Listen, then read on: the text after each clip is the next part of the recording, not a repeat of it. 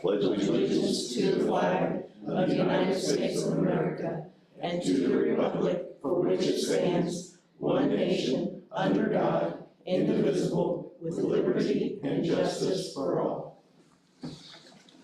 Okay, this is a joint session meeting between the Owen County Commissioners, the Owen County Planning Commission, and the Owen County Board of Zoning and Appeals.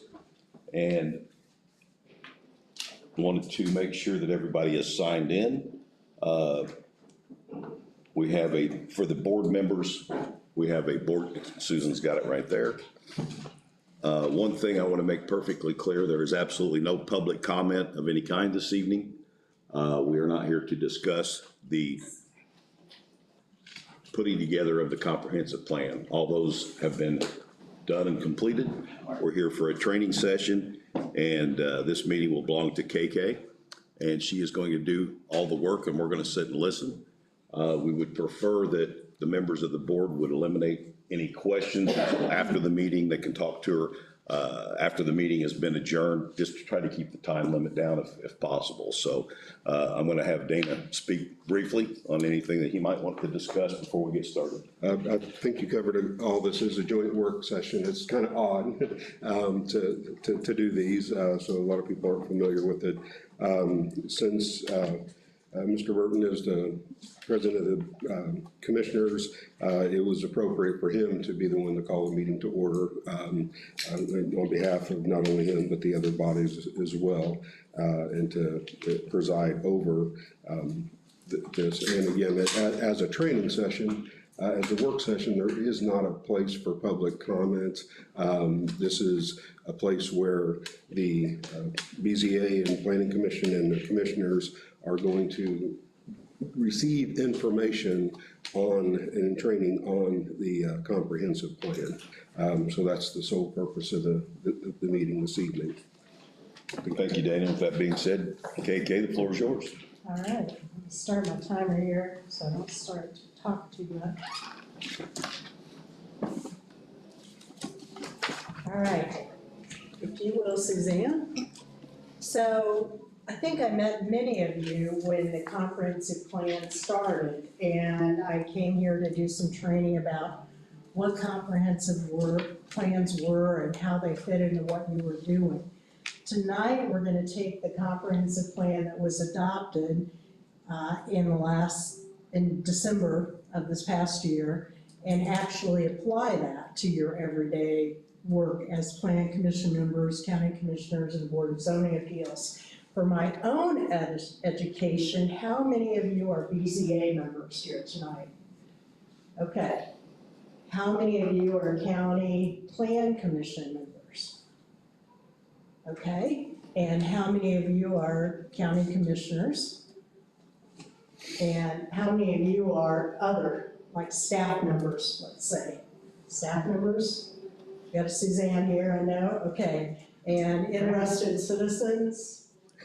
Okay, very good. So as they said, this is something where we're actually trying to say, here's the product, now here's how we use it in everyday life. So let's go ahead and move on, if we will. We're going to have an example tonight we go through on a change of zoning or a rezoning using the new comprehensive plan. And we're going to look at a variance example. I want to say right now, these are absolutely not real. These are not real cases we're looking at tonight. I had Suzanne dig in some of the old files just to pull out some old cases so I could have a location to work with, but these are fictional. So we're just using old case files as a basis for looking at how we would go through the steps to use the comprehensive plan, okay? So next, I'm not seeing any, okay, there we go, there's a hesitation. All right, so what we're gonna concentrate on is looking at what the legal criteria are to use for decision-making and finding out where those legal criteria are. On to the next slide. Most of those are gonna be found in Indiana state law. So if you went around and looked at Ohio, Michigan, Illinois, California, Florida, wherever you want to look, every state's going to be slightly different with their state enabling legislation for planning and zoning. But being that we're in Indiana, we follow Indiana's, right? So what we're going to do is we look to the Indiana state law, and it tells us what the criteria are for rezonings that the Plan Commission and county commissioners have to follow. It tells us what the criteria are for development standards variances, which are the variances for things like setbacks and heights and things like that, number of parking spaces. And it tells us in state law what the criteria are for use variances that the Board of Zoning Appeals have to look at. And those are variances to allow a use in a zoning district that's not normally allowed in that zoning district. State law allows local laws to set criteria for subdivision plats, which are up to the Plan Commission to approve. And essentially, the criteria for approval of a subdivision plat is your subdivision ordinance. So in Indiana, if you meet all the standards in the subdivision ordinance, you must, as a Plan Commission, approve that subdivision plat. We're not going to go through an example of that tonight because it doesn't directly cite the comprehensive plan like the rezonings and variances do. But just a reminder of what we had talked about last year. The development plans or site plans that are allowed under state law, that is again local law that you look at for approval. And if you do that, again, it is if you meet all the standards in the ordinance, the zoning ordinance, that means that you approve it. And then conditional uses are those uses that may or may not be allowed or appropriate in a certain zoning district and have to be looked at on a case-by-case basis. And the criteria for those, the state says, can be developed and put in your local ordinance. So on variances for the Board of Zoning Appeals, we're looking for the state law criteria, but on the conditional uses that the Board of Zoning Appeals hears, the state law says it's up to you locally to set those standards in your zoning regulations. So that's where we're looking for the information for this. So again, since we're talking about the new comprehensive plan, we're going to look at things that the state law says you have to consider the comprehensive plan for. All right, next. So again, a reminder that the way Indiana law works with those criteria for rezonings and the criteria for variances is that you have to meet all that state law criteria. You can't just meet 3 out of 5, for example, and call it good. The intention is that you meet all those criteria, and part of that is compliance with the comprehensive plan. So moving on. So again, all 3 of these groups, the county commissioners, the Plan Commission, Board of Zoning Appeals, all 3 of these groups, the state laws say, have to look in certain circumstances at the comprehensive plan and use that as a guide in making the decision. Okay, next. So again, Plan Commission and county commissioners for rezoning decisions. In rezonings, the Plan Commission makes the recommendation after a public hearing to the county commissioners, but it's the county commissioners who make the final decision. State law says both groups must look at the comprehensive plan. The Board of Zoning Appeals has the final say on variance decisions, but the state law says Board of Zoning Appeals, you must look at the comprehensive plan. So let's get into a little more detail here. Also, again, a reminder that state law allows local ordinances to set the criteria for conditional uses with the BZA. We will not have a mock conditional use tonight. We're again looking at the comprehensive plan, one case for rezoning, one case for a use variance. Okay, onward. So when you're looking at the comprehensive plan, these are some steps I outlined for you before. The first thing when the criteria says, what does the comprehensive plan say? The first thing I want you to do is look at the future land use map. In the new comprehensive plan, that's in chapter 5, and we've got a color-coded map there. This will not be the last time you see this map tonight, okay? So each of those colors is a different future land use. So this shows what the desirable future land uses are for your county. So that's the first thing to look at. Next. Then when you're looking at the comprehensive plan, you don't just stop with the map, you look at the rest of the document too. So there are goals in the plan and the action steps that go with those goals that are very important to look at also, depending on what the request is. There's a chapter on housing. So if you have a request that has to do with housing, what chapter should you look at? The housing chapter, right? And see what the goals are there and so forth. And again, we're gonna do this in examples, so you'll be able to see that.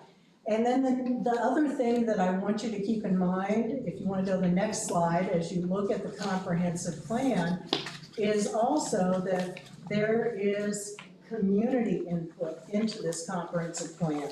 It is a policy document that is based on community consensus, not 100% approval, but consensus is what we're looking for here. And most of the community supported this when it was adopted. So it's important when you are in your meetings and you have one person in the audience or two or three that have something to say about the specific case before you, that you don't forget what the community as a whole said. So you get public input at a meeting, but you also get the public input that was part of that policy for the community, which is the comprehensive plan.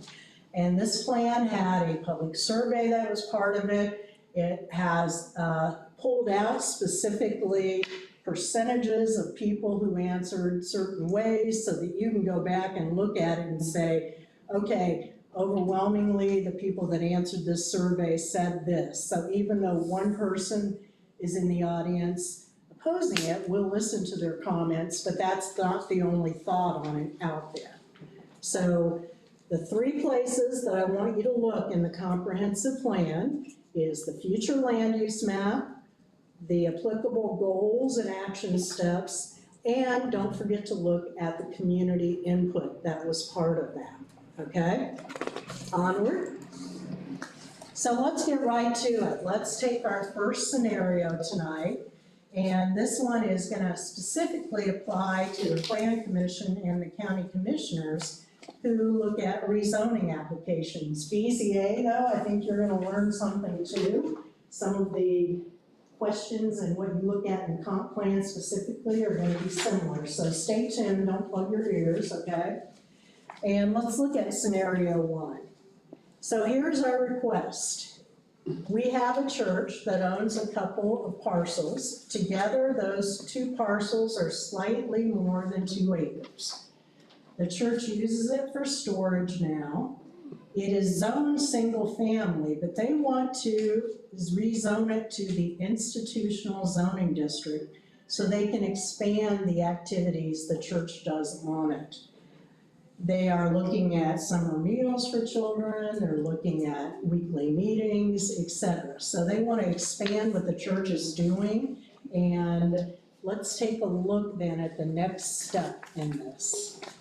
So the first thing that happens, hopefully, is they come in and talk to Suzanne. And Suzanne would verify whether there is a need for rezoning. So you look at the permitted uses in the zoning district.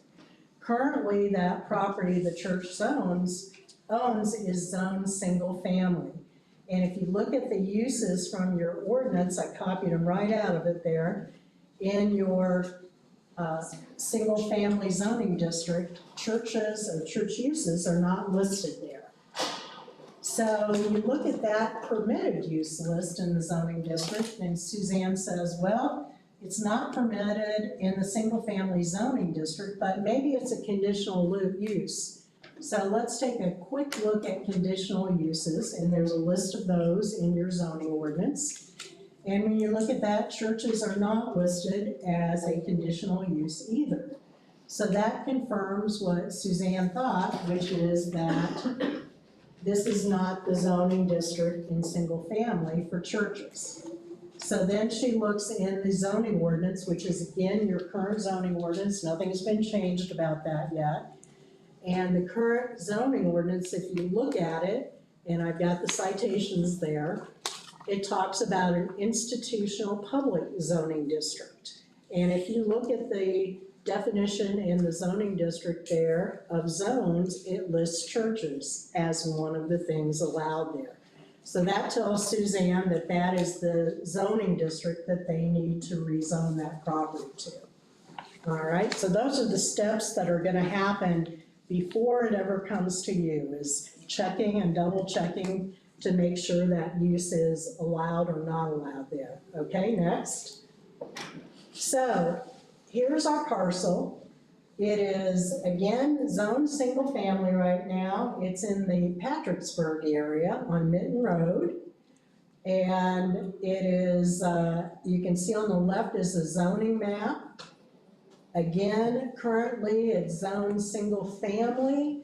We're gonna pretend it's that purple color. The red just to the west is the school. There's an elementary school there. To the east, we have, there's a cemetery. Then further to the west, we have a post office, volunteer fire station, etc. in Patricksburg there. So that's kind of what's around it right now. Let's go on to our next slide. So here is the magic thing. This is the 5 things directly from Indiana state law that you have to, as the Plan Commission and the county commissioners, look at. What is number 1 on that list? Read it out loud for me. Comprehensive. The comprehensive plan, right. So where are you going to look? When you're looking at this, what are the 3 places in the comprehensive plan that I told you to look? What's the first one? Say it, somebody, or we'll state it. Future land use map. The map, the future land use map, okay? What's the next place we're gonna look? Applicable goals. The goals and the action items and so forth that support it, good. And what's the third thing we're gonna look at too? The, yeah, Public the consensus. public input on that, the public, desires on that. So let's go ahead, as you can see, that's just number 1. We have 2, 3, 4, and 5. We're gonna go through each one of these, but I want you to see that number 1 is the comprehensive plan. I don't think it matters what order they're in, because you have to meet all of them. So even if comprehensive plan was number 5, it'd still be one you would have to check off, okay? So they're not like less important as they go down. All right, let's go on to the next slide. So here we are, we're looking at our comprehensive plan. And if we look at it, it is in that Patricksburg area. And that kind of orange color tells us that the future land use map says rural community. So that kind of orangey color that you see there, that's in the Patricksburg area, is rural community. What does that mean? As we look at criteria number 1 for the comprehensive plan. Let's go on to the next slide and find out.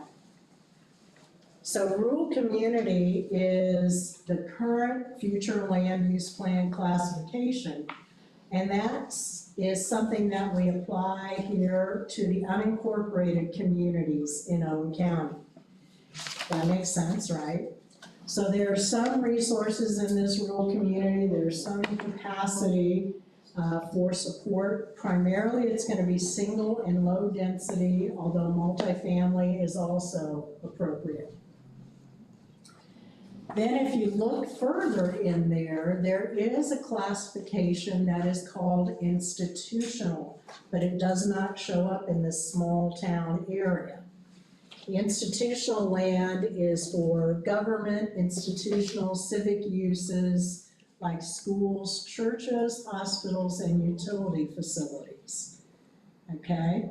So make some notes here about how this request measures up to the comprehensive plan. Comprehensive plan says rural community. Does that match? Make some notes. We'll talk about this all when we get to the end. And let's go ahead and look at the next slide. So as we look at that second piece of what we're looking at in the comprehensive plan, we said you should review the vision and goals. And those are found in chapters 5 through 16. So it may take you a while to learn what's in which chapter, and you may have to look through it.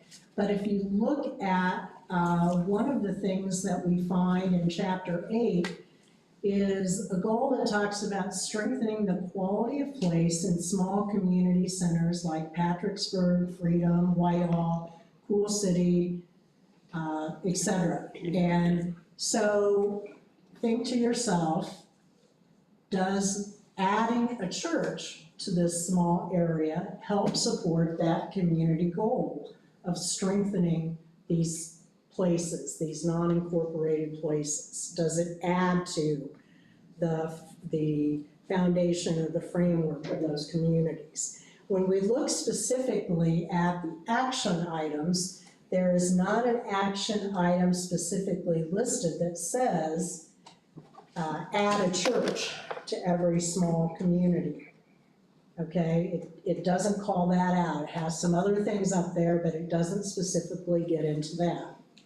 So make some notes about this one on your sheet. How do you feel about that? Do you think that this proposal for the church there upholds that goal? Or do you have concerns about that one? All right, let's go on to the next one. So we also want to, again, confirm what the public consensus was on issues. One of the ways that we got consensus during the comprehensive plan was the community feedback through the online public survey, where we got like 500 responses.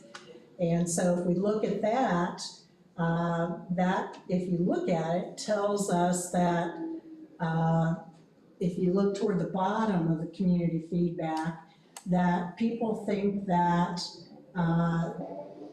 that there may not be sufficient resources or activities for aging adults, and churches might be one of those places where you can get those kind of things, right?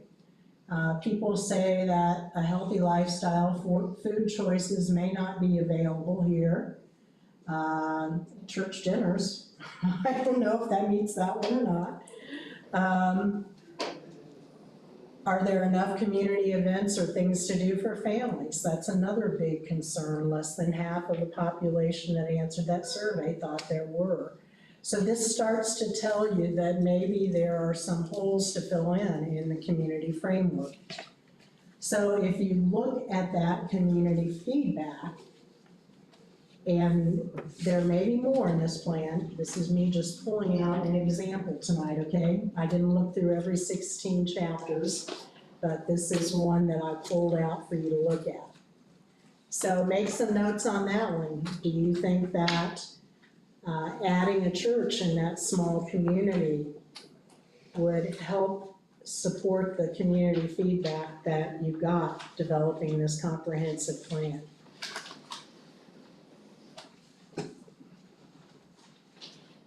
Okay, and next.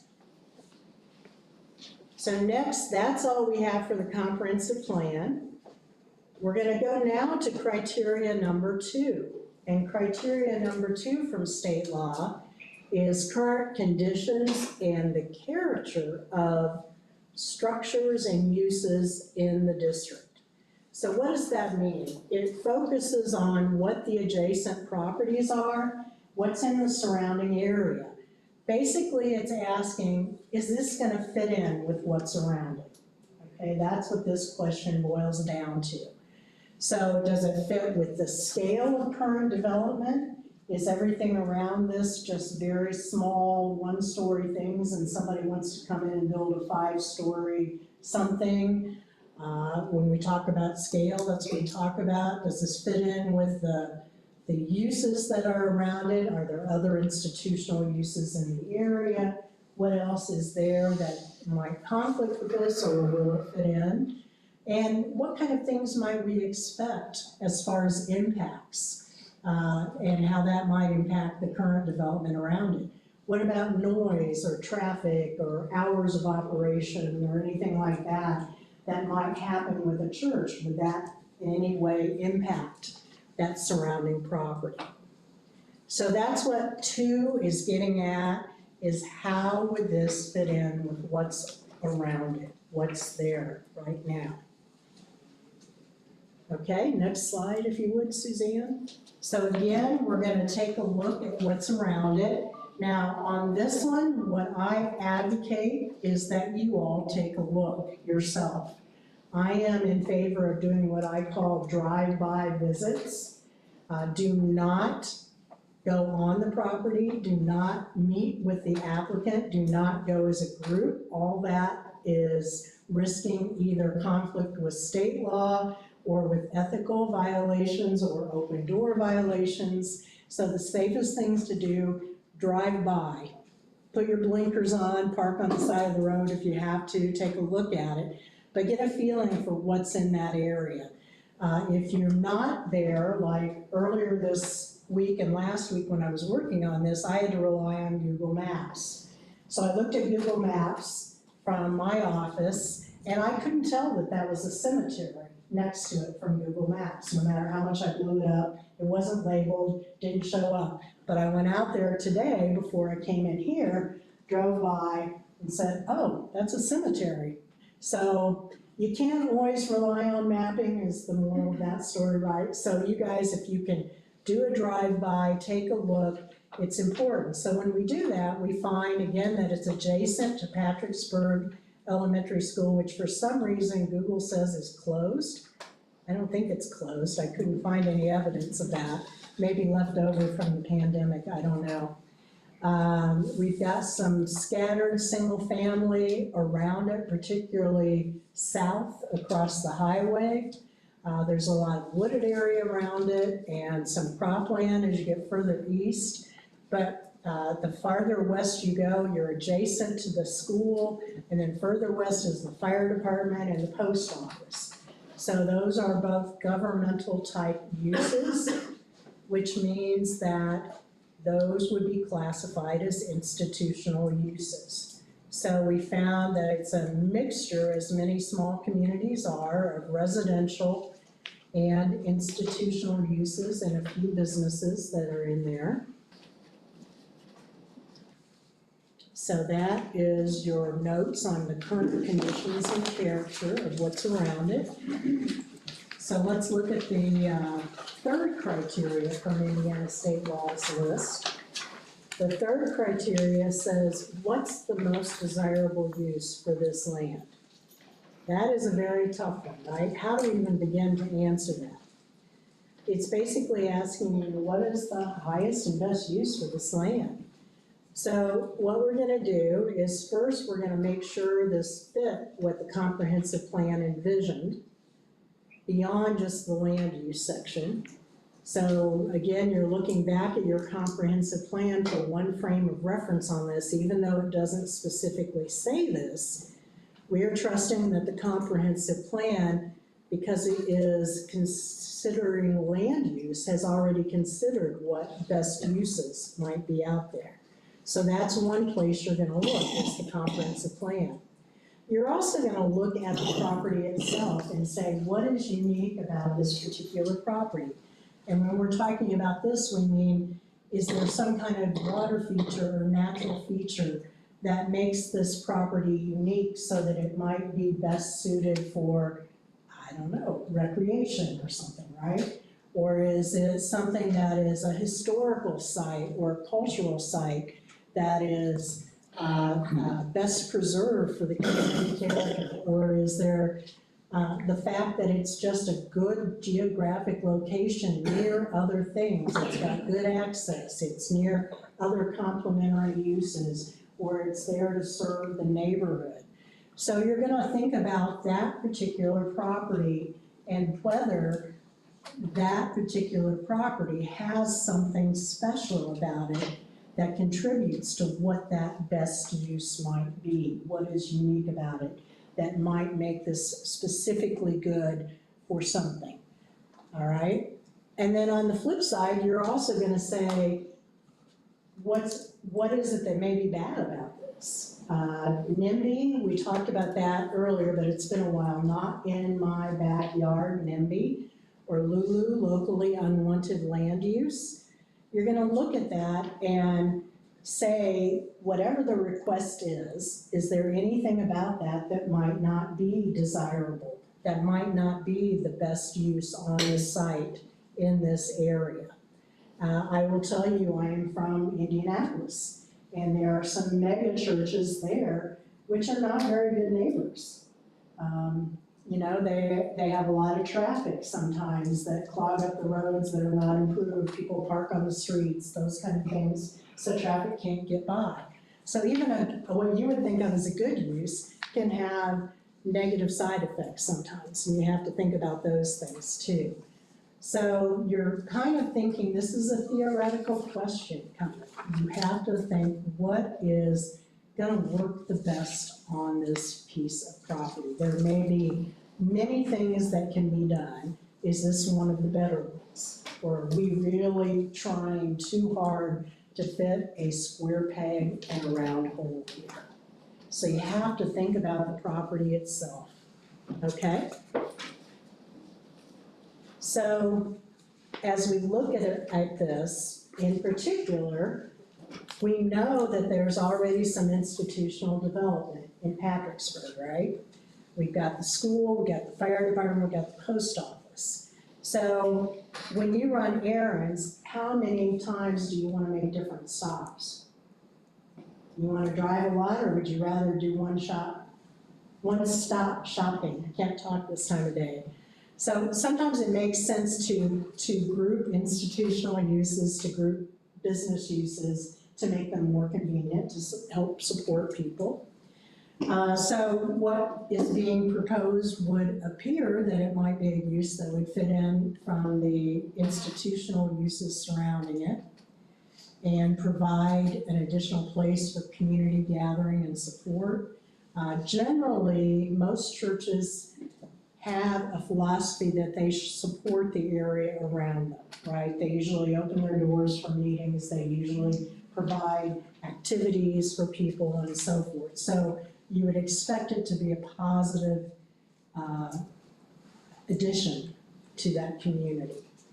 Most of us would probably say that's what our expectations would be.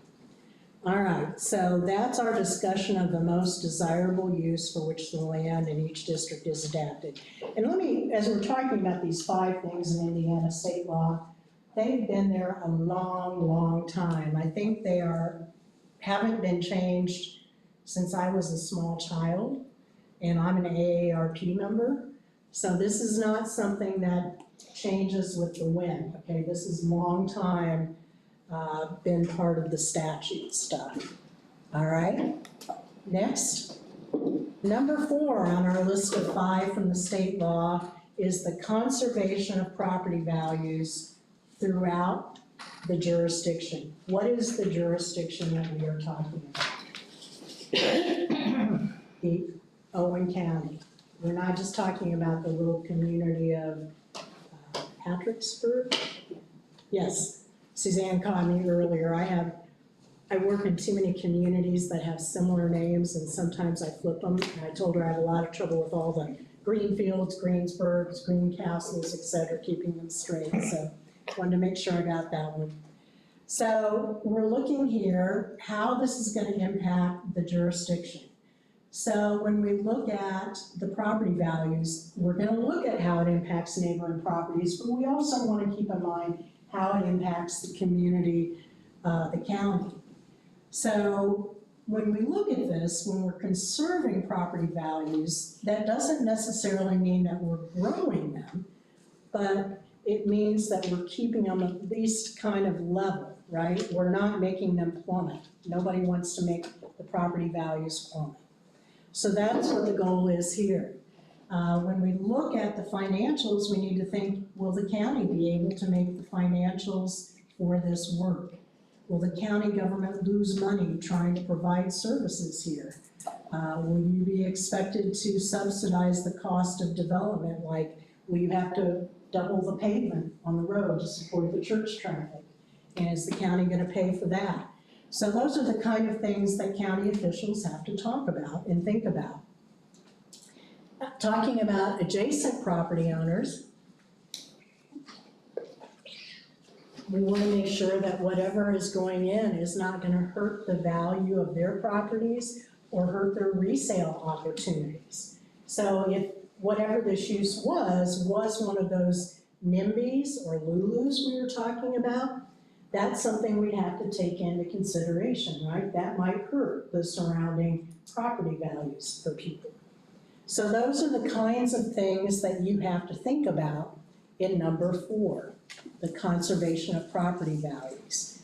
And let's go ahead and roll to number 4. So other considerations for the public officials to look at, the planning officials, are to remember that churches do not pay property taxes. So they are not contributing that way directly into Owen County's tax base.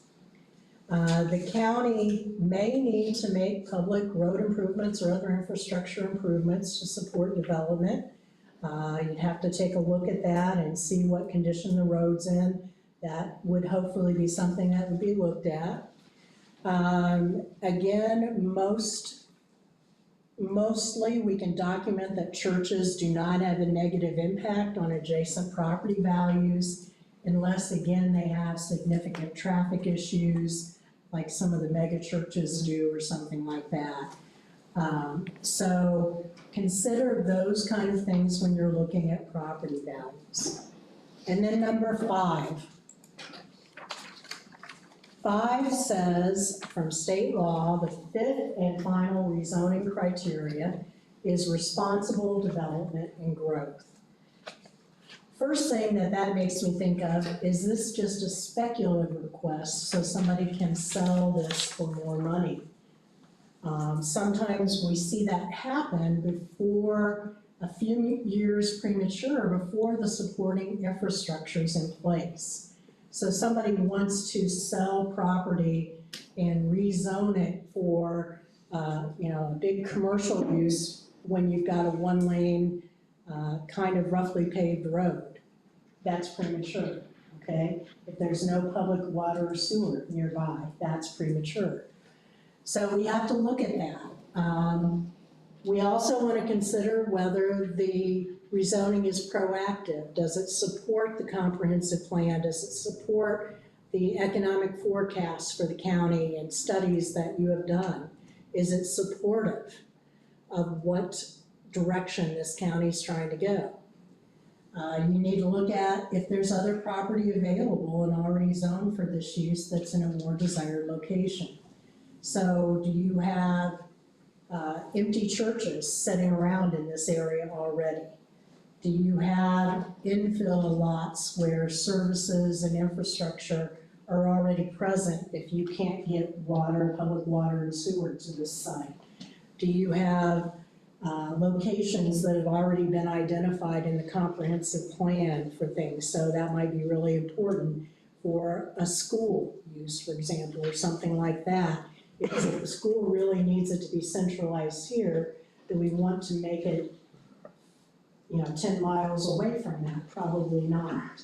So it's important to think about those locational things too. And then I think one of the biggest things to consider with responsible development and growth from the state law is whether the infrastructure is in place or available to extend or improve that could actually support this use. So is it responsible to put this zoning in place if you don't have the roads that it's gonna need, if you don't have public water and sewer, if the schools are at capacity, if you don't have broadband, if you don't have the utilities, et cetera? Infrastructure is a huge, huge piece of consideration here. And I think if you look at case law, that's really what 5 is looking at a lot, is whether it's responsible development or growth, is are we ready to support this now? Once you change the zoning on the property, you can't change the zoning and say, we're gonna rezone it, but don't do anything for 5 years till we catch up. That's not how it works. You rezone it, they can start work trying to get it developed tomorrow. So you need to think about, are you in a position for that to happen? Okay, so that's 5 criteria. Let's go on to the next slide. So again, when we look at responsible development and growth, there is if you look at land use, we see that there are goals related to that about preserving the rural character, et cetera. Talking about trying to have development around areas that are already developed or where water and sewer are available, and other infrastructure improvements can be cumulative. So what that's talking about is we don't really like to see leapfrog development, right? That makes it harder to get that infrastructure working in place. If you've got a mile of road that has the improvements on it, it's wide enough, it's got water and sewer available, we don't want to jump 2 miles out where we don't have water and sewer available in a 1-lane road, okay? So it's important to remember that it fiscally makes more sense to have your development next to and building on what you've already got in place from an infrastructure standpoint. So that is just a consideration and a reminder there, okay? Because who would pick up the costs if there has to be huge infrastructure improvements? Who's gonna pay for that? Taxpayer. Yeah, exactly, the taxpayers. So you have to think about, as a county official, a planning official, you know, are you going to be able to justify that extra, that cost to them, to the taxpayers? Okay, next slide. So, we have our 5 criteria from state law. If this were a real zoning case, you would have a packet in front of you with the application forms. You would have driven out there and taken a look around at the site. You would have a public hearing where surrounding property owners who received notice would be able to speak. You would hopefully have a staff report where Suzanne could look into some of these issues and give you some information before the meeting. And so you would have more than just what we've quickly went through tonight. Again, this is an example, right, on how to use the comprehensive plan. So right now, I want you to all look at this piece of paper in front of you. And it's got 1, 2, 3, 4, 5. It's got yes or no. And as you go through, I want you to circle yes or no on each one of these. There is no maybe, yes or no. And I'm asking you why. I think that's really important as you do this. Will this match the comprehensive plan? Why or why not? Look back at your notes. And what do you think? I'm not gonna put any of you on the spot tonight and ask you to tell me what did you say on a certain one. That's not the point of tonight's exercise. But when you are in a public meeting and you are hearing a real rezoning case, if you're going to approve it, you need to make a motion saying, I move for approval because this meets all 5 criteria from Indiana state law. Or if you move to deny it or not recommend it, you're gonna say, I move to deny this because I don't believe that this meets number 5 on this list, or number 3 and number 5, whatever.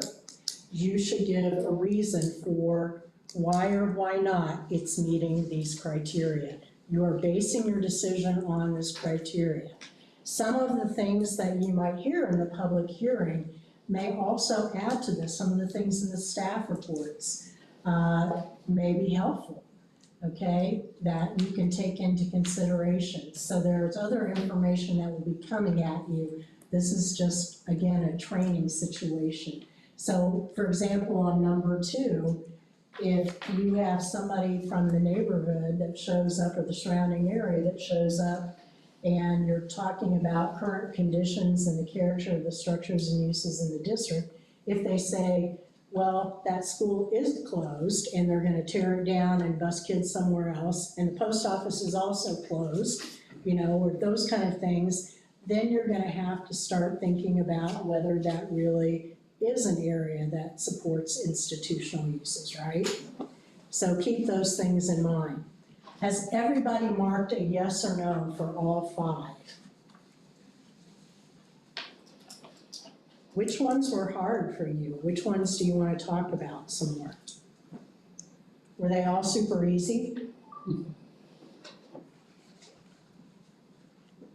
Well, 3's hard because I don't know what, I said yes, it probably would match, but I don't know. Yeah. Okay, so at the end of the day, how the heck are you supposed to know these things? I mean, Drive by. right, you could go off and have people do PhD dissertations on certain things, right? Like the impact it would have on your property values and stuff like that. How do you figure these things out?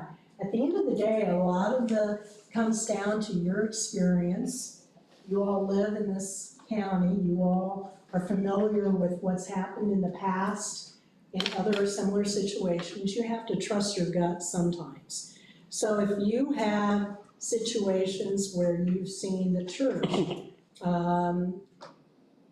be an anchor for a struggling community, or if you've seen the opposite, where you've had problems with institutional usage, you have to kind of consider those things as part of your experience. You are appointed to Plan Commission, BZA, because of being local folks who know the community. It's not a board of attorneys or planners, it's citizens. So you're expected to, with support from professionals, use your gut and your experience and your knowledge of the community as to what is gonna work and what's not, using this framework. Yeah. Who else? What other ones? Yeah, I have trouble because within 2 miles out to south of that is a county landfill. Now, how is that developed? Is that why Patricksburg's going downhill? I don't know. yeah. So Nothing was ever said about the county landfill. It's been there. It's still there. right. So that would be a fair question to research, maybe. Okay, here's what I'm gonna say. Before the meeting, you get your packet or your information. Yeah. So you see something and look at it and you have a question about it, what should you do? Should you contact the applicant and ask them? Should you go out and knock on doors and contact a neighbor and ask them? No, because you could get in trouble with the ex parte contact. What you do is you call Suzanne and say, Suzanne, is there any way that we can find out what has happened to property values in that area? Or something like that. And Would the assessor be a good place too? yes, yeah. So, try to avoid going directly to the applicant to ask those questions. Use your staff. Sometimes it might be the county surveyor that can help you with a drainage question or whatever. If you get to a public meeting and there's a huge question that needs to be answered before you can make a decision. What should you do? You can continue the meeting and ask for further research on something.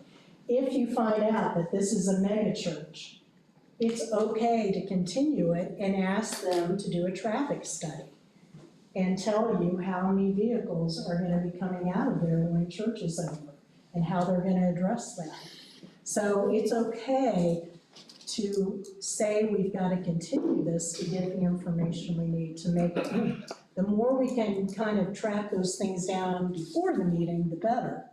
And if Suzanne doesn't know the answer, she starts knocking on doors in the other offices in here and making phone calls and trying to figure out, maybe where she could track some of that down. Okay, good discussion. Anything else on this? How about number one, the part about the comprehensive plan? Was that tough?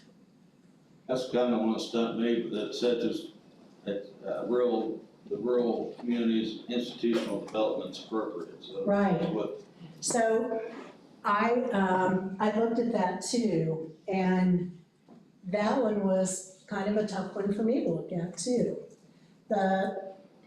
Usually when you talk about something and call it community, it includes more than just residential. So from a land use standpoint, when you're talking about community, you're talking about residential plus support services typically. And so I would have expected that to say a little bit more about the support services also that would be needed for that community. So here's a lesson, as we go through this and you encounter things like that, you may come back and one thing that we recommend is that you do how many of you go to the doctor and get an annual physical? Okay, yeah. So you kind of have to do the same thing with your plan, okay? You try it out, and after a year or so, you look at it and say, do we need to tweak the language on anything? Did we miss something? Maybe you come back and you expand on that to talk about community a little bit more, being inclusive of the support services and not have to read between the lines. But I agree, that was a hard one for me. That was probably the hardest one. I was a little surprised on that one. So it is, what we're finding is these are all a little subjective, right? They're gray. They're not all black and white.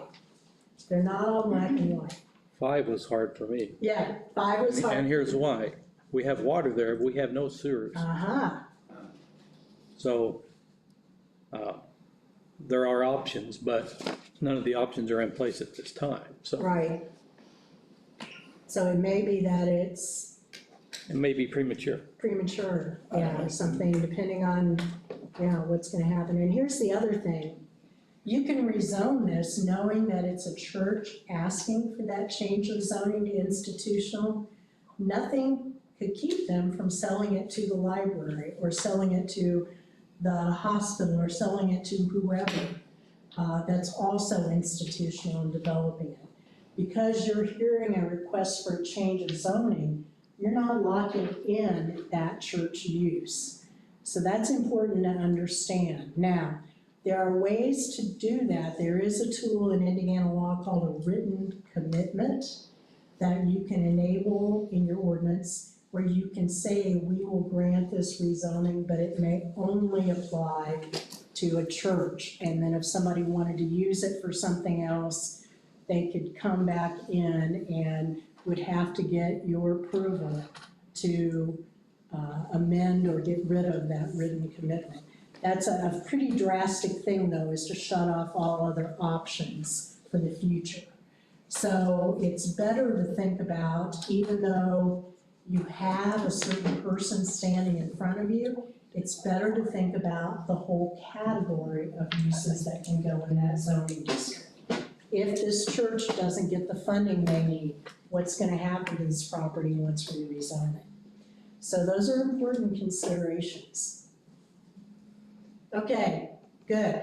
How are we doing? Can we roll into, we're doing pretty good time-wise. I got a question. in your illustration, you're gonna put a church, and I'm assuming it's a startup, A little hard to, but it's a startup. How does someone know it's gonna be a mega church if it's a startup? If you're moving an existing mega Right. church to a new location, but if you're doing a startup, you don't know. right. Well, if you've got 2 acres, barely, it's probably not gonna be a mega church, is one thing I would say. Well, without sewer, But, and without a sewer, that would be an absolute concern, yeah. In Indianapolis, where I live, one of the former Big Marsh supermarkets near me in Broadville has become a mega church. And so it's been sitting empty for years now, and somebody's gonna move in there, and I think it's great, take it over and redevelop it. But you're right, it's hard to know exactly what it is. Just as a comment, the camera's up there, it's live streaming. So if you are speaking from here, they won't see you. That's your problem, yes. Your choice. You're still audio, Okay, Your audio is better over here than it would be over there. yeah, because of the speakers, so you're all fine. right. I will walk over here so people can see that I'm actually here. I am present here, but I'm gonna stay there because I've got a place to put my phone and my water, and I think the audio is better, so we're gonna do that. All right, let's roll on. Do you guys need a 5-minute break, or can we roll into the next one? Let's say roll in. Let's keep going. Let's roll then. I'm fine. All right. Our next one is dedicated to the Board of Zoning Appeals. KK, we'll leave it at this. If somebody needs to excuse themselves, we'll Yes, let them. absolutely. We'll catch you Feel up. free and. Yeah. Thank you. So BZA members again, raise your hand. Okay. Now we're gonna throw some love your direction. Again, Plan Commission, County Commissioners, pay attention because there are some similar questions that they have to look at. So we'll be kind of considering some of the similar things. So let's look at this scenario. Again, there are 2 types of variances that the board can consider in Owen County. The first one is what we call developmental standards. Those are site-specific things like height and setbacks and parking and things like that. Physical kinds of standards. The second one, which is going to be tonight's example, is a use variance. And that means that the land use is not something that is allowed by right in that zoning district. Somebody wants to do something that's not allowed in that zoning district. So let's go on to the next slide. So here's our scenario. We've got applicants who sold their home in Owen County a few years ago, and they went toward the sun. They went where it was warmer and have been living in a warmer climate for the past few years in their RV soaking up the sun. But now the wife has health issues and they need to come back to Owen County so they can be near their adult children for assistance. If you look at your ordinance says RVs are allowed in recreational vehicle parks for temporary parking, not for permanent occupancy. The couple says money is limited for us. We want to continue to live full-time in our RV. We got used to living in smaller quarters in the warmer climate, so it's fine with us. And we've got a friend who's going to give us a long-term lease on some property they have on Crayfish Drive. Slightly more than a ½ acre of property, its own single family. So that's our scenario. They come into the office, next slide, and sit down with Suzanne, and Suzanne says, well, let me take a look at our zoning ordinance. And if we look at that single family zoning district that is zoned right now, manufactured home is listed, but there's nothing about RVs. So Suzanne says, well, I'm gonna double check and just make sure RVs are not the same as manufactured home. So you go to your definition sections in your ordinance, your current ordinance, you look that up, next slide. And we find out, lo and behold, that recreational vehicles are a totally different thing. In fact, manufactured homes say specifically they don't include recreational vehicles. So we conclude an RV is not a manufactured home per our ordinance definitions. It's defined differently. So these folks still have an RV, but it doesn't fit into our permanent dwelling kinds of categories. Next slide. Bill, we're gonna have questions at the end of this, okay? This is what they have, and this is a real thing, I did some research online, you can get this for $20,000 or less right now. It's a 1999 Fleetwood Bounder, 8.5 foot wide, 31 foot long, comes to about 264 square feet.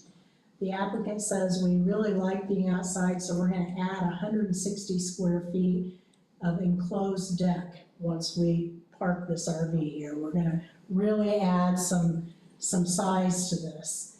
And they said that their children remember hearing during the recent comprehensive plan process that how important Owen County residents said the lack of affordable housing was and how it's really a threat to the county's future. So they think RVs are a great solution to start working toward that. And they think there will be other people that will want to come back and use their RVs. So that is our application. Next. Here is our surrounding area. If you, I outlined the whole thing. I must have done that on another slide, sorry. But it's right off the highway. Good access. It is adjacent, you can see here, there's some water next to it. It's a weird shaped lot. That water is a pond that comes off the White River. So it's got access to the water there. Let's go on. Next slide, please. So Suzanne looks at it and says, the only way I can think of that you can ask for this is with a use variance. You're gonna have to apply for a use variance with the Board of Zoning Appeals and they'll have a public hearing. So she looks and the criteria for the use variance, again, which come from Indiana state law, are also 5 things again. Not the same 5 things as a rezoning, but kind of similar in ways. And so we're gonna take a look at that, but I want you to notice what number 5 is. Number 5 is that the approval doesn't interfere substantially with the adopted comprehensive plan. So there's the comprehensive plan reference again that the county planning officials must look at when they are considering a use variance. Okay, and again, it doesn't matter what order they're in, doesn't mean 5 is less important than 1, you have to meet all 5 of them. All right, let's take a look at this in a little more depth and we'll go through each of them like we did with the rezoning. Okay, next. So the first one says that approving this variance to allow this use will not be injurious to public health, safety, morals, and general welfare. What does that even mean? That's such a general phrase. What does that mean? Well, lucky for you, I've done my homework over the years and looked at case law and so forth, and I found these are the kinds of things that's talking about. When we talk about public health, we're talking about everything from clean air to clean water to fitness. Is it, can you walk there? Is it safe for you to do that? And can you be healthy and get out? Public safety talks about, and public health, I should say, also talks about clean drinking water and working septic systems or public sewers and so forth too, okay? Public safety, when we talk about that, talks about traffic safety, talks about fire safety, talks about emergency response. So you have to consider the public safety aspect of this. Public morals, that's a weird one, huh? Public morals might be talking about one of those Lulus or NIMBYs. An example would be, well, okay, I live in Castleton, one of the crazy things that happened for us last couple years is that we had a hustler go in next door to a Chuck E. Cheese 5 minutes from my house. That is not the kind of thing that should have been allowed to happen. And City of Indianapolis really screwed that one up. Okay, but that is a good example of the kind of thing where you might have land uses that are at cross purposes from a general welfare, public morals standpoint. Then when we look at general welfare, the courts have said general welfare can include appearance. How does this look? It can include, so it gets into some aesthetics, the courts have allowed for that. General welfare can also be preserving your history and preserving your culture. What's good for the county is our history and knowing our history and our historic sites and making sure we still have our annual, what's your big festival here in Apple County? Apple Butter Festival. There you go, Apple Butter Festival and apple trees and so forth. So those kind of things can become aspects of general welfare. So that's what one is kind of boiling down to, is public health, public safety, public morals, general welfare, what those really mean. So let's look at that next one. Did you take steps to? Excuse me, no public comments. No public comments. Okay, She wants to take a question. okay, now, we're doing training for the public officials right now. I can talk to you separately when the training's over, but not right now. So the first question, the approval will not be injurious to public health, safety, morals, and general welfare. Questions I would have about this specific request would be, how will the waste from the RV be handled? That would be the first one that pops in my mind. If I were Suzanne, I'd walk over to the health department, talk to them, and say, what do you do in this situation? How could they do this? How can they handle that? And is connection to public water and sewer available? We know it's a substandard size lot. This is smaller than the minimum size for a lot in that zoning district. It was created a long time ago.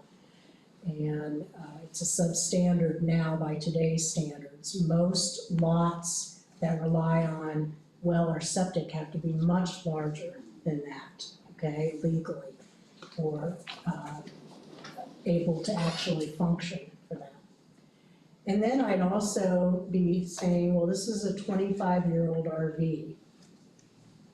Are there concerns about fire safety, or are there concerns from a building code standpoint? This is something that was built to live in on a temporary basis, not a permanent basis. I still remember some really bad days when I was in Columbus, Indiana, years ago, and we had fires in some of our mobile home parks with some of the older models, and there was loss of life, and that happened way too frequently. So that's a public safety concern, is to say, is this safe for full-time occupancy? And then I would have a question, because we live in Indiana where we have tornadoes and tornado warnings, and I think we had one, at least in Indianapolis, we had a tornado watch yesterday. I would be worried about if this was on a permanent foundation or not. Is this something that's gonna be safe from that standpoint, when you get high winds or tornadoes? So again, I'd be talking to building inspector, building officials, trying to figure out if this is something that's safe. All right, so that's the kind of public health, safety, morals, welfare we're looking at. There may be other issues like drainage and so forth. This is just a quick, these are the kind of things we think about. Again, you don't have a staff report in front of you, you don't have public testimony or anything. This is just kind of KK riffing off the top of her head as I did this. All right, next. The second one for the use variance is that the use and value of the area adjacent to the property would not be affected in a substantially adverse manner. Plan Commission and County Commissioners, does that sound a little familiar to you? We had a similar concern with changes of zoning, right? So that's another theme that we see going through here is how are these land use changes going to impact property values? So we're focusing here, this says specifically area adjacent to the property. We're looking here at the adjacent properties, the surrounding area, and thinking, how is this gonna impact not only their property value, but also their ability to resell their property or to rent their property, the desirability of it. We're gonna also look at use and enjoyment of their property. So if, if somebody's putting in something that's going to end up with lots of noise or lots of glaring lights or something like that. A good example is if you've got a residential use and somebody wants to put in a commercial use next door, there are gonna be impacts from that, right? You're probably, with a 24-hour drive-through, not gonna enjoy sitting in your backyard as much with the security lights, with the speaker for ordering and stuff. It's a different thing, but you have to look at those impacts too. What kind of impacts might happen from this? Are they gonna cause problems with your soil safety? Can you still grow a garden and eat your vegetables, or is their sewage from their RV gonna be leaking into your yard? So things like that need to be considered. And then we need to look at this as if it's not a minor inconvenience. So it's not like, I just don't like RVs, I don't want them there, but is it something that's really going to be a problem for another reason? Are RVs common? If you lived in, I have a sister-in-law who is from Michigan, and she lives in an RV in the winter in Florida in an RV park. They're common there, they're set up for that, they have the infrastructure in place to support them and to take care of the waste and so forth. So that's what number 2 is getting at, is what's gonna be the impact on that adjacent property? And again, is it gonna hurt your resale value? Is it gonna hurt the desirability of renting your property or future development of your property? Those are very real concerns. Okay, next. So as I went out there, I was able to confirm that there are several existing what I call single wides along that area. There are some existing single-family dwellings in the area, also including across the highway. If you look at your existing zoning ordinance, you do have residential development standards that require a minimum ground level square footage, including porches, et cetera, for single-story dwellings of 650 square feet. The proposed RV would be less than half of that minimum square footage that your ordinance currently requires. As far as value, other things to consider, besides the impact about resale, desirability, and price on the adjacent properties are, you also have to think that RVs contribute, again, less to the property tax base than a permanent dwelling would. A temporary dwelling and a permanent dwelling are not gonna kick in the same amount of taxes into the county, but the services demanded are gonna be similar, whether you're 2 people living in an RV or 2 people living in a manufactured home or 2 people living in a single-family housing, you're still 2 people that are gonna demand services, whether it's, emergency runs or whatever, roads, those kind of things. So one of the things that I learned a long time ago, and this is just a little extra I'm gonna share with you, a rule of thumb is that most local governments typically spend more on services to residential property, no matter what kind of residential property there is, than they take in through property taxes. That's balanced by the taxes that commercial and industrial uses pay, which contribute more tax money but consume less in services. It's different what that break-even point is in every community, depending on the home prices, the type of housing, the services that the local government offers, et cetera. There's not one magic number. You can actually get that study done if you want to. But you have to keep in mind that with an RV, that difference in taxes paid versus services required is gonna be noticeable. It's gonna be different. They are just not taxed the same way. So that's a reality that you have to think about when you're looking at the use and value and the economic impact of things. All right, next. Number 3 of our list of 5 for use variances is that the reason they have to have the variance is because of some condition peculiar to the property. This is important, peculiar to the property. So that means we're asking ourselves, what is so unique about this property that the applicant can't follow the zoning ordinance and use it the way the zoning ordinance allows for single-family housing, for a manufactured home, one of those allowable uses that are listed in your ordinance. So when we say what's unique about the property, that means we're looking at things like, is it substandard lot size, which it is? Is it a situation maybe where you've had the county or the state that came in and took right-of-way and made the lot smaller than it is? So it was through no fault of their own that they suddenly have a substandard lot. Is it a situation where the lot is really irregularly shaped due to topography or water features or something like that that make it very unlike other residential lots? So what is it that is so unique about this property that you justify treating the applicant differently than anyone else? It's the property. That's what you have to specifically key in on in number 3 from the state law. So let's go ahead and go to the next slide. So again, as we look at this particular request, what's unique about this property is it's slightly more than a half acre. Today, the minimum is at least 1 acre lot size in the zoning district. The other thing is we can definitely confirm that this is an irregularly shaped parcel.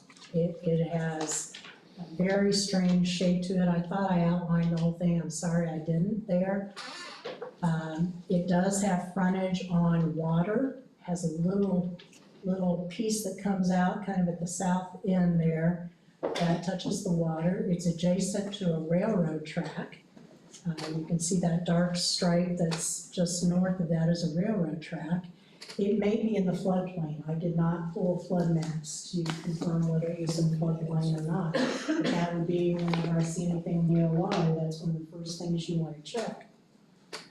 So does what's unique about this property, the shape, the size, what it's next to, does that mean that an RV is the only use that could be put on it? Or could it still somehow be used for some type of permanent dwelling? That's what we're boiling down to here. All right, next. Number 4 for use variances from state law says if you follow the zoning ordinance, would that mean you had an unnecessary hardship for your property? So what that means, if you look back at case law and stuff, is that you're losing almost all use of your property. If you don't get this use variance, does that mean you can't do anything with that property? That's already a lot that exists. It's not a lot, it's parcel. Or is there another type of housing or something that can go on there? So that's basically saying, are you taking all possible use of this away if you don't allow them this relief valve here? And it's really important that you understand when we talk about hardship, it is not financial hardship. We all have empathy for people. We already had the story I set up where you automatically feel bad for the people. She's sick, they don't have a lot of money. They wanna live near their children, etc. But financial hardship, according to the courts, is not what this is talking about. Just because they don't have a lot of money doesn't mean they need to rent this parcel and try to put their RV on it. There may be other solutions out there, not the first one that they grabbed onto from their friend. Is it hard to do your job? Yeah, some days it is. But do you have to follow the criteria from state law, whether you like or don't like the person? Yeah, you do. So it's not an, okay, we can make an exception because we feel sorry for you kind of thing. It is a hardship of the property. Okay, that's the really important thing you need to remember, that it's tied to that property, not to the applicant. So, again, boils down to, is there anything else they can do in that? You may need to take a look at the parcel size and sit there and say, okay, you know, a manufactured home that's this big, yeah, we could put it on there if we did this. They might need a slight setback variance on the side yard or something, but we could get a real permanent dwelling on this. So you may have to do some homework yourself to come to those kind of estimations. Okay, let's look at number 5. Whoa, it's number 5. I woke everybody up. It's the comprehensive plan. So number 5 says you have to see if it interferes substantially with the adopted comprehensive plan. So that's a little more wiggle room on that one. It doesn't say it has to match it exactly. It says, is this going to cause a problem in the future, basically? Is this gonna get us off course if we do this? So again, the steps I told you, when we're looking at the comprehensive plan, let's go to that future land use map. Let's look at that. We look at it, it shows up that that site is zoned or not zoned, I said that wrong. Zoning is different.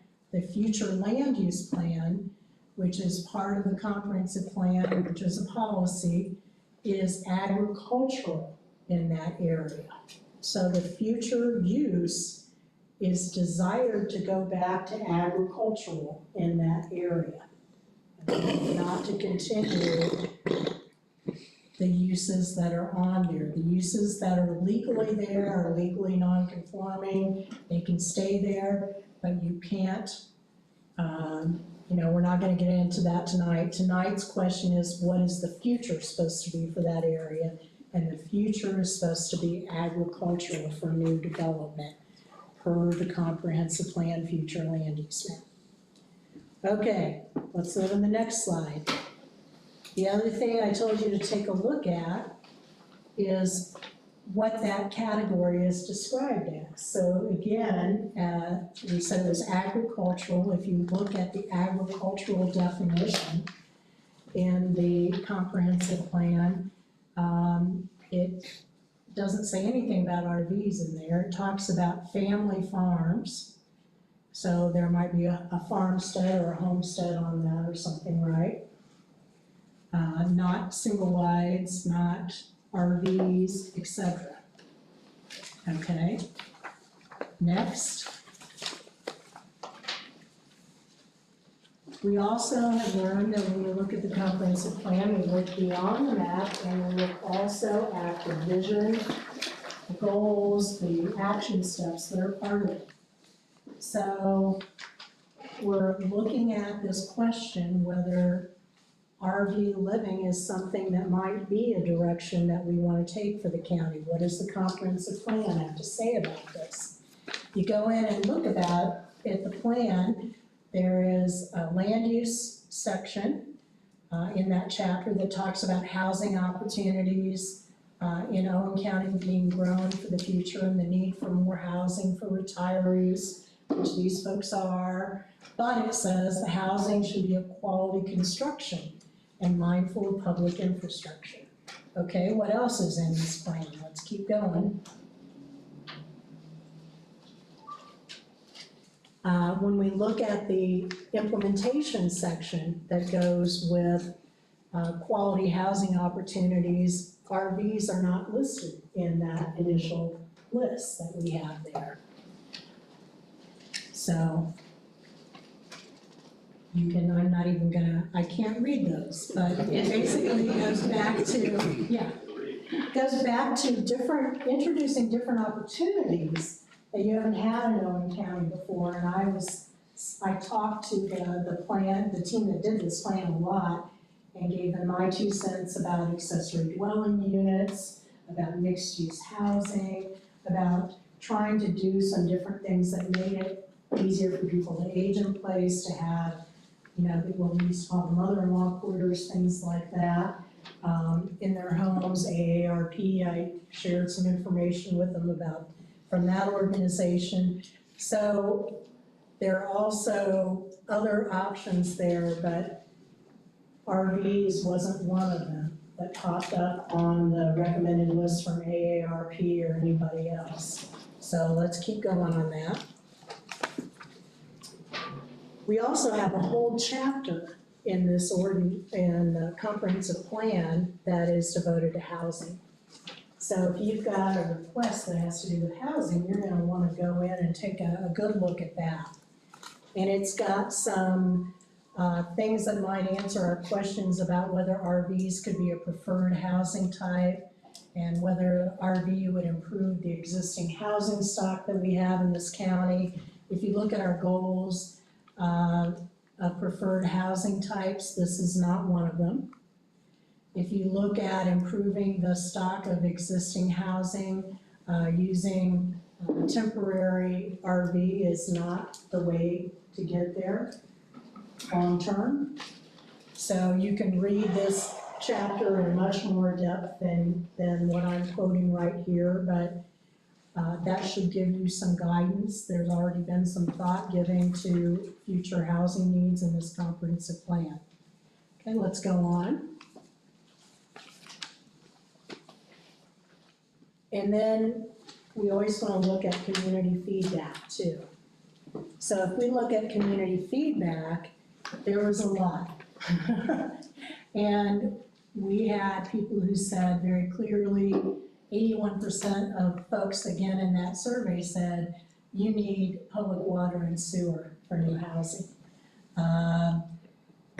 We need new housing construction. We need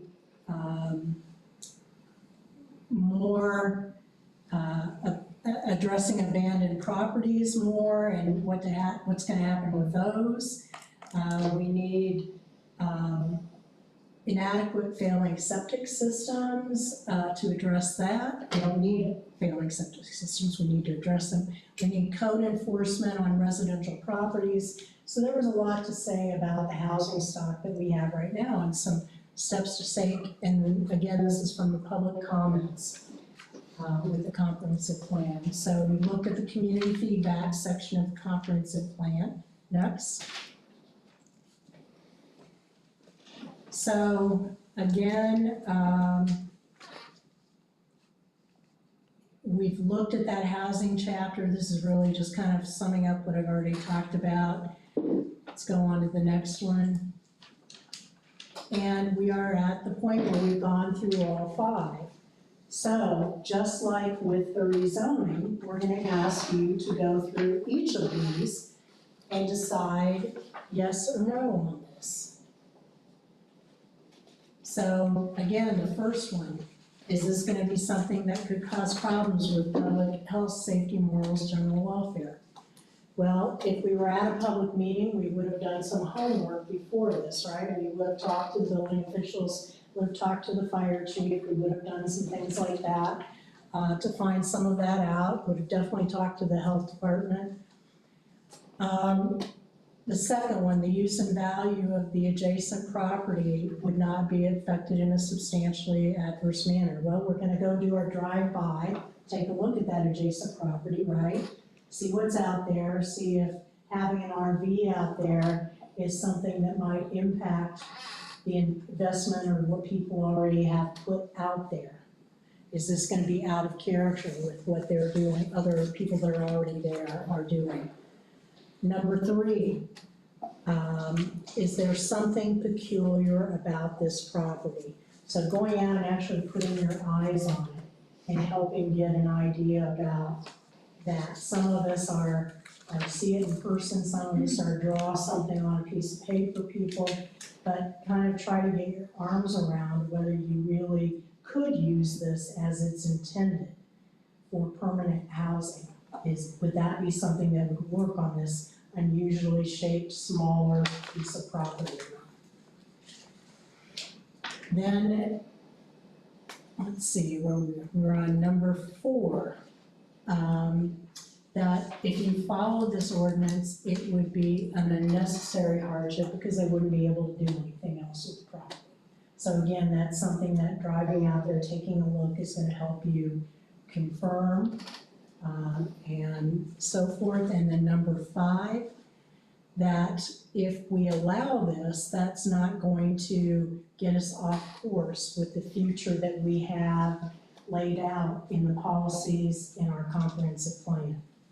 So in our comprehensive plan, we have a whole chapter that talked about housing. Is this, if we do this, is this gonna get us off track with what we're trying to get to in the county? Are we gonna start having RVs popping up everywhere if we grant this one? And is that gonna match the housing changes that we need to make in this county?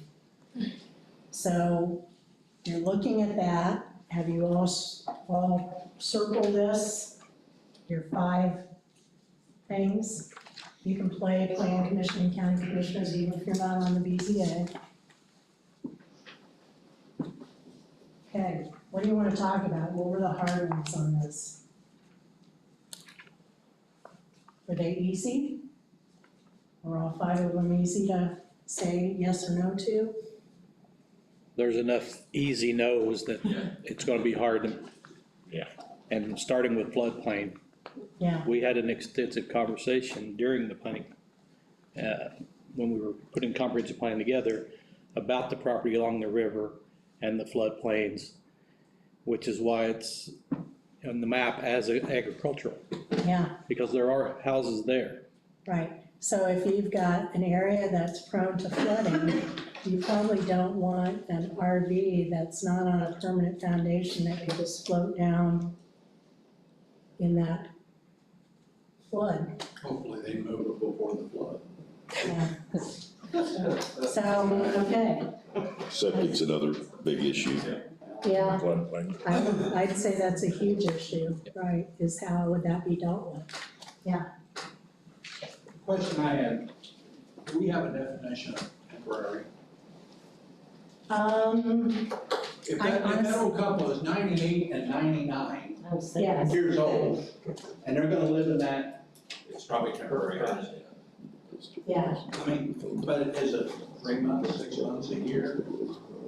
yeah. What is, So when we're looking at this use variance, it's easy to say, we're gonna make an exception for them and just let them live there till they die. But then their daughter gets a divorce and moves in with them to take care of the dying mother. Mother dies, the daughter's there. Then dad dies, the daughter's still there. Then how do you resolve that? You go back and tell her you're gonna leave or taking the out? Do you, it's kind of a slippery slope, is what I'm saying. and another thing, depending on how that RV is taxed, if it's taxed as personal property, you're gonna get an additional year's taxes off of it that you would not get on real property, because personal property is taxed in the current year. Real You property, might get more of that, but you might also have several emergency runs to that was empty before. The state doesn't allow RVs to be taxed, except for, they get the excise tax. That's the only way they can be taxed, is excise tax. okay. Because you have to have a VIN number that the state will recognize, and they won't recognize an RV. I say nothing on your notice, it says no public comment, and I. There is no public comment. I mentioned at the beginning of the meeting, so there is no. Do you want to be escorted out? After the meeting, if you want to talk to KK, you're more than welcome to. There is nothing on the agenda. Victor, I'm gonna give you one more chance. I'm gonna give you one more chance and we're out of I here. offered to talk to you after the meeting, this is a training session. Come on in here, Tony.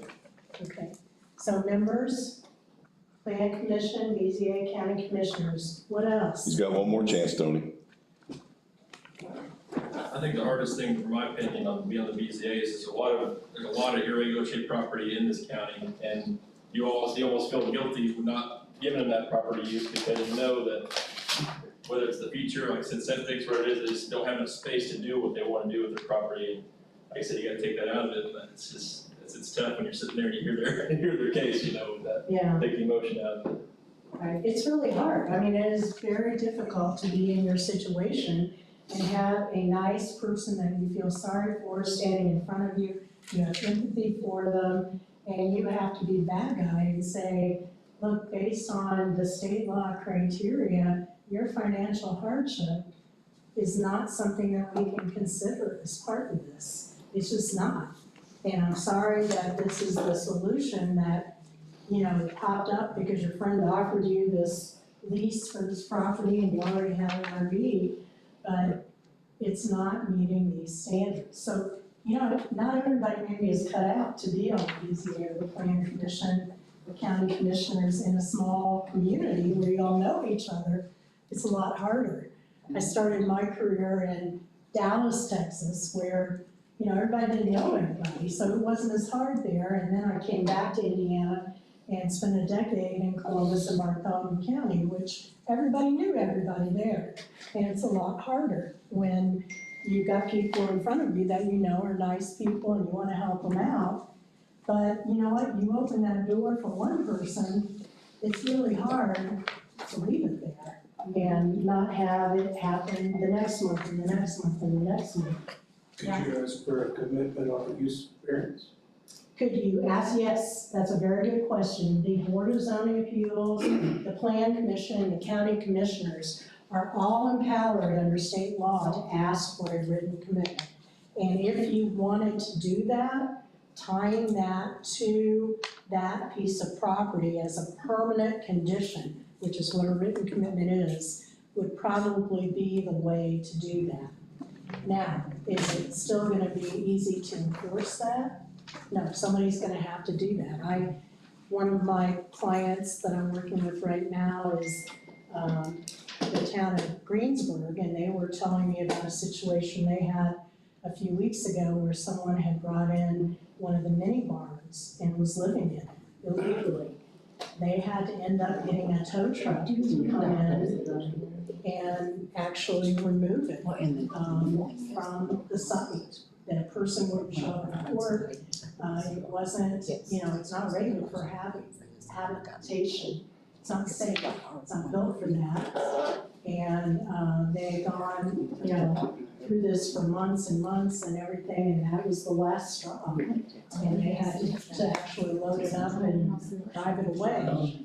So that is, you know, are you gonna do that with an RV after a while? I don't know, yeah. See, on the other hand, I have been down crayfish drive for a long time, but As long as they're. last time I was there, there were several 657. cabins that are fishing cabins. An RV would be an improvement. Well, when I rode down Crayfish Drive today, there was a burned out mobile home, was the first thing I saw. That popped up, that's sitting there, and it looks like it's on the same lot as another abandoned mobile home. So it's something that, you know, there's probably some violations out there right now. Does that mean that you allow something else substandard because somebody's in violation of your ordinances? That's probably not the right justification to use for granting a variance. Yeah. Going back to Bill's statement earlier, temporary, what does that mean?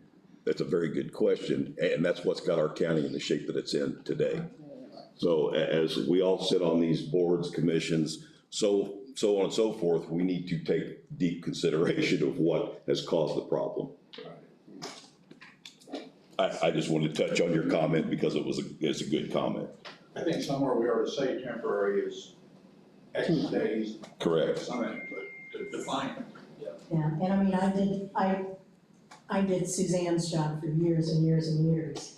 And I saw some of the mobile homes that the BZA granted that were still there 15 years later, you know? So it's, once you open the door, it's, unless you're really serious about enforcement, it's hard to. Not everybody has permission They What's just- that? Not everybody asks permission either. Right, They well, and that is, just go ahead and put them in. yeah, That was my other Sure. question. I guess you're at the end of your presentation, is, yeah, Right. let's do. I don't wanna some cut you off. Discussion, no, we got through both so examples. we'll open this up to the boards and the committees that are here. Again, it is not open to the public. We're here for training. You had mentioned code enforcement. We need desperate help with code enforcement. Right now, the only enforcement we have is through our sheriff department with our health department and our building department. We're probably not big enough to carry our own enforcement office. Give us some direction on that. Yeah, so there's, Indiana law, there's different ways that you can do it. You know, there's, one group is communities in Indiana that use a ticketing system, just like you would get for speeding or something. Greenwood has done it for years, Who Lebanon does. enforces that? That they actually have a code enforcement official. A lot of times it's a part-time position, not a full-time position. In communities, a lot of times, the code enforcement officers I've worked with over the years are often retired law enforcement. It just works out that way pretty well. I've done a lot of work in Avon over the years, been their interim director when they were without staff, and it's always been a law enforcement background person that did that, so. Okay, I appreciate that. Yeah. Again, we struggle with it. We've looked at different avenues. Yeah, you don't have to use the ticketing system, there's an option that you look at there. I like it because usually you get a warning ticket and you get a corresponding amount of time to correct the situation, and if you don't, you get another ticket and another ticket, another ticket. If you do the enforcement, like where you write the letter and give them 30 days, then they don't do it, then you write another letter, you eventually file a court case, they don't show up in court, or they, whatever, this goes on sometimes for years. Right. And it's difficult, so, and people, if they know you're not enforcing an ordinance, They take advantage of it, sure. yeah, they're gonna take advantage of you. I know Gosport just started issuing their own, they started their own system where they're finding people that are just, like, their properties are just trashed, you know. Terry English might be able to give you some guidance on what they did up there. Well, we appreciate that because we've talked about that problem before. It affects everyone in this room's property value. So, you know, we need to clean these areas up. And we'll lean on Dana heavily for those directions as well. So, yeah, thank you. So, yeah, at the end of the day, if you have an ordinance and you don't enforce it, people will definitely take advantage of it. One other thing that happens in some of my communities I work with is that if somebody does it first and asks permission later, they have to pay maybe triple the fee for the building permit or whatever it is that they're supposed to have. So that, again, that financial attention-getting device then. So, And there's always somebody in the community that's gonna try that. yeah, oh, it happens all the time. It Exactly. just, yeah. And it varies from community to community, but when you adopt your fee schedule, you can actually put that in there. Or And we have some ordinances that do have fees attached to them. Our problem is getting our law enforcement to go out Yeah, and initiate it. right, I think we had 35 complaints last year that I checked on at the end of the year, and only 2 of them had been followed up on. right.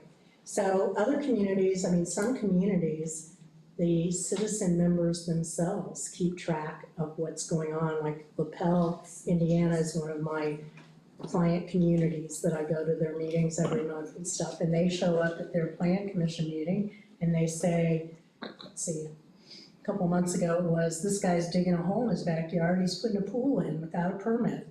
Sure enough, he had to pay triple the cost for his permit for his pool. They had to take a look at it, make sure it's in the right place. It's not in the right place, you know, it's going through a utility easement where it's not supposed to, and, you know, so But the eyes and ears, because it's a very small town, are the members themselves who notice things when they're driving down the street. Good. And they talk about this every month at their meetings, what's out there that we need to pursue, that we need to follow up on. I think that's a good idea.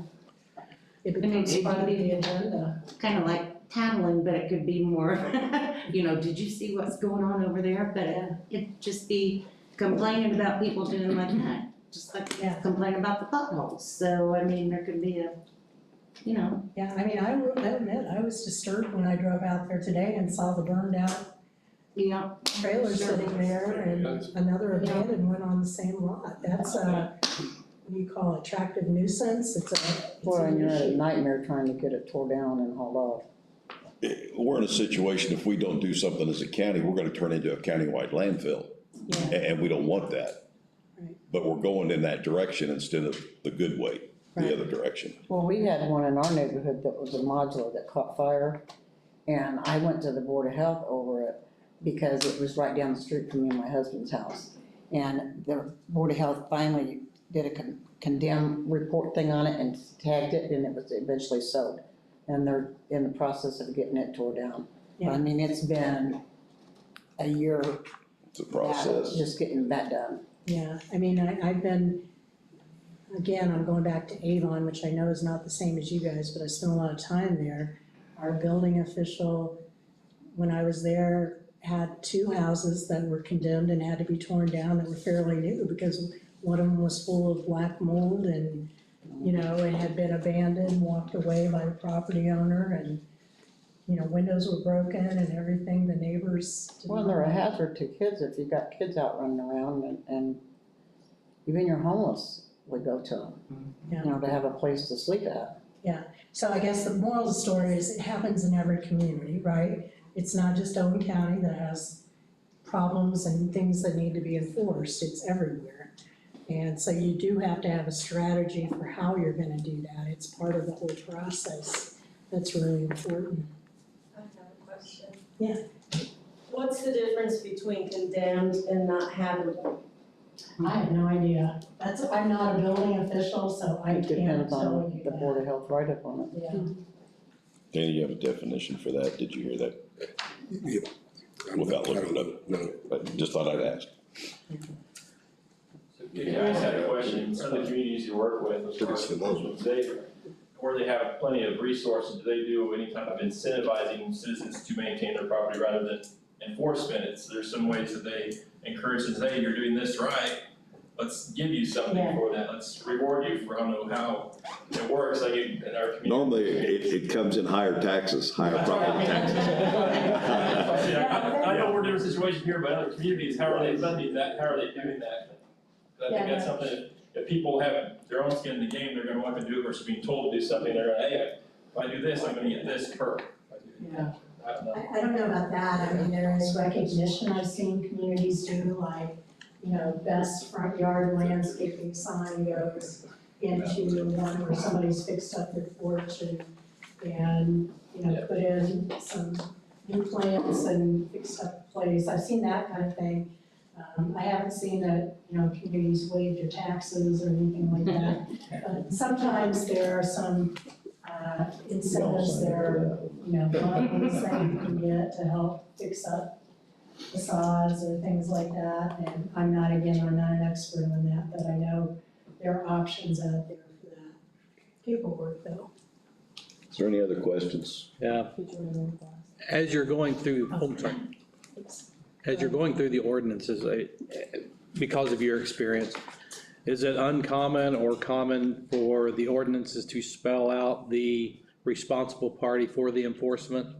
Or is that a separate document that we're talking about? No, actually, every ordinance should have an enforcement section that spells out the process for enforcement. That's really important to include in there. It doesn't say Joe Jones is the enforcement officer, but it will call that office out, if you will, whether it's the zoning administrator, the building official, the whoever you decide to give that crown to. But yeah, there should be a whole section that talks about enforcement. So if that piece of infrastructure wasn't in place before we rewrite the ordinances, that piece should be in place so that we can then reference that department or whatever in those ordinances, correct? I'm gonna defer to your legal counsel on that one, because I'm not an attorney. Yeah, and I'm just asking Yeah. hypothetically because we're I not mean, there any- yet. Any ordinance should have an Okay. enforcement section, is what I'll say. And whether there's enough things in your ordinance that aren't specifically put together called an enforcement section to make you able to do it, I don't really remember. It's been months and months since I went through and reviewed your ordinance, so. Thanks. Anyone else? With that being said, is there any staff reports? Susan, do you have anything? Norm? No. Okay, we're to the Planning Commission, Commissioners, and BZA comments. Does anybody have any comments from any of those committees? I'm gonna say one thing, it seems like we're all on the same page here, in the direction that the county needs to go, and that's a good thing. Hopefully we can work towards those goals and make some of this stuff happen. And thank Slow but sure. And thank you for Yes. the presentation. And very much Very much. thank you. Yeah. Been very informative. Yeah, Suzanne knows, has all my contact information. It might have been on that slide, I can't remember, but you can collect follow-up questions, that's fine, with how to use the comprehensive plan and, you know, even having like those little worksheets that you can have for notes or something on cases. A lot of my communities use those as they go through each of those things so that they can say, did we address this one or not? And then when you're ready to make that motion, you've got it in front of you, and you say, yeah, I got everything but number 3 here, so we can't approve this one. So that might be a tool that you look at too.